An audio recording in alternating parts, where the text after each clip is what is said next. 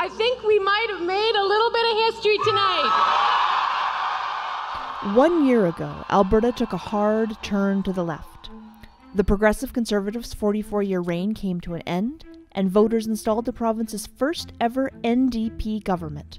It all started with a debate. Rachel Notley performed really well in that debate, and it was partly because of her performance, but also partly because Jim Prentice gave her the opportunity to perform as well as she did in that debate by literally and physically turning his back to Brian Jean so often, over and over again during that debate, which gave Rachel Notley the opportunity to present this race as one between her and Jim Prentice. Correct. I know that math is difficult, but no. If you're saying 10% to 12% is a 20% increase. You said a 20% tax. If I might say increase. If so I might just need to make that clear that we're not proposing a 20% corporate tax. That would be ridiculous. If I might carry on. You talked to the NDP behind the scenes, and they were saying, "Holy cow, we could win this."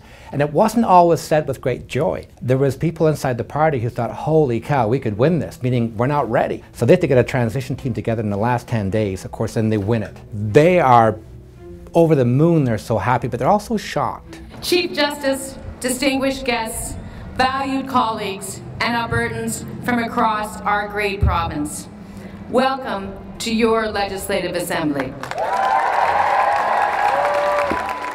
You had thousands of people outside the legislature, and they set it up. It had very much a festival atmosphere. It was like the folk fest. They even had food trucks there. And I think for some people, it was an exciting time of victory and triumph. And I think for other people, it was a little bit terrifying because even if they'd voted New Democrat, they never thought the New Democrats were going to win. And so I think there was a certain sense afterwards of, oh my goodness, what have we done, and how has this happened? Because I think there was such a mindset that the Conservative monolith was unbeatable, undefeatable, that people were stunned. After those dizzying first few days, the government got a quick dose of reality.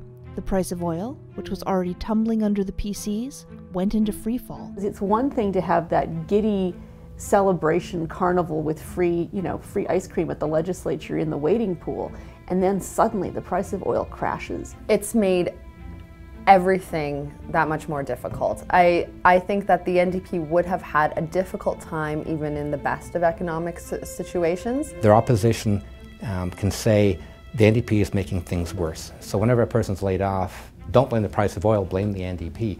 That's become a very effective narrative for the opposition. Resource revenues in this province have gone from a high of $11–12 billion to $1.4 billion.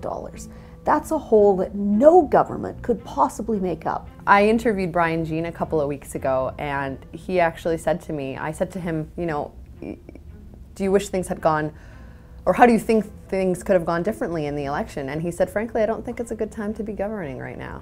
I think he feels like he dodged a bullet, and he may have. At times, opposition to the new government was fierce. Bill 6, a farm safety bill, caused protest across the province. Opposition parties seized on the controversy. There are groups out there of Conservatives who are just upset that the NDP won government. They're still shocked by it, they're outraged by it, and it doesn't take much to spark them into a revolt in some ways. The Bill 6 protests were really interesting because it showed how little political capital or goodwill the NDP has outside of its urban base. Could they have drafted a bill that had fewer flashpoint firewords in it? Absolutely, but I'm here to tell you that no government could have brought in a bill to affect farm safety that wouldn't have ignited a backlash. And that's the very reason that Stelmach, Redford, and Prentice didn't do it. The federal NDP's April convention in Edmonton pitted Notley against her own party as she defended Alberta workers against the anti-oil Leap Manifesto. The Leap Manifesto, of course, this is a document at the federal level from Avi Lewis and people like that, saying that Canada has to wean itself off fossil fuels by 2050. Basically, it's an anti-oil manifesto. The problem for the NDP in Alberta is that Notley spoke up very eloquently and very passionately against the manifesto, saying we need to get pipelines built, and this manifesto is anti-pipeline, trying to be a lot more pragmatic. The pressure is on her to support the oil and gas industry in any way that she can and get a pipeline built. And that's not an easy task. Obviously, lots of premiers before her have tried and failed. I think some of the authors of the Leap Manifesto have, shall we put it politely, a rather naive idea about how quickly we can transition away from fossil fuels. That's not to say that climate change isn't real. That's not to say that Alberta doesn't have to do something about it as a good global citizen. That's not to say that Canada doesn't have to play a leading role. The notion that we could somehow unplug ourselves and leave all the oil in the ground and somehow still have a functioning national economy is